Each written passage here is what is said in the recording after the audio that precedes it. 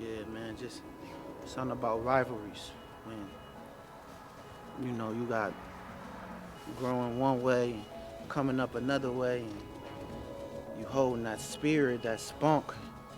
You looking for that competitive nature. It's like no matter what it is, it's flipping cups or playing pencils or just the first one in the door, man. If it's this side against this side, man, you just coming together. You just know what it's about, man. It's no records, no players, no who's the best, who's not. You know what I'm saying? Where you at in life? Nothing. It's like at every moment, every time, when these two sides come together, it's a battle. It's a battle. And man, like that brings so much camaraderie. You become friends with your neighbor just to build some type of team, some type of fist against another. So when you clash, you see who's the strongest. Like, it's nothing like that, man. It's nothing like that. It's missed a lot. Man, those was the days.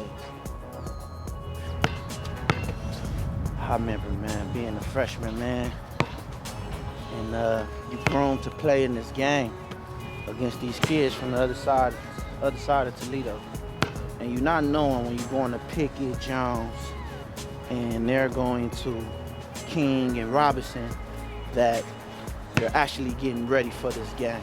This game that's so important to the city that it makes or break people's lives.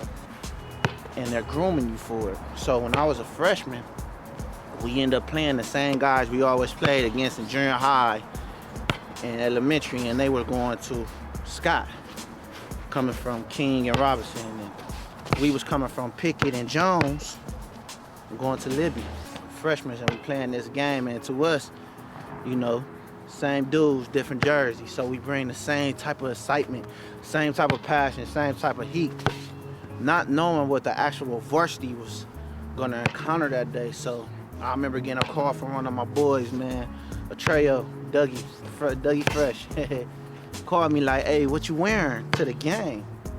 I'm like, "What I'm wearing? Like sweatpants, like Like, no, people dress up for this, man. We gotta get dressed. You gotta get fresh." I'm like, "Serious?" Like, "Yeah." So I remember putting out some brown corduroy pants, a Nautica shirt, and some brown New Balances. That was the thing back then, right? And I remember one of the power forwards on the team, his name was Paul Robinson. Libbey that year, we was 25. We went 25-1, but at this time we was probably 12, 13-0. And we was playing Scott, who was also good in the state. And Paul Robinson, he asked me, he said, "I want to wear your shoes in front of my friends in the game."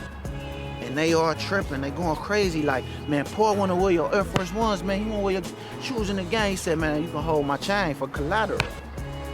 So I took off my shoes and I gave them to Paul.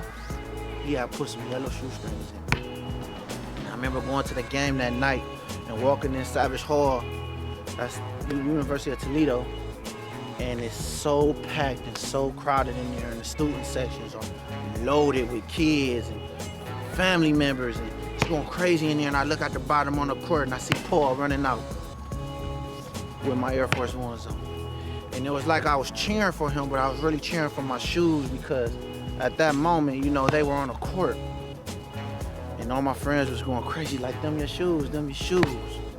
And even though Paul ain't get in that game, my shoes was a part of history, because Marcus Fobbs hits a shot to go into overtime and the crowd go crazy. And I never seen an atmosphere like that in my life. And that's when I realized how impactful that these two schools were, how big this rivalry were. The fact that they was grooming us all the way until we was seniors ourselves. And it's your turn to play in this game. And that was your moment.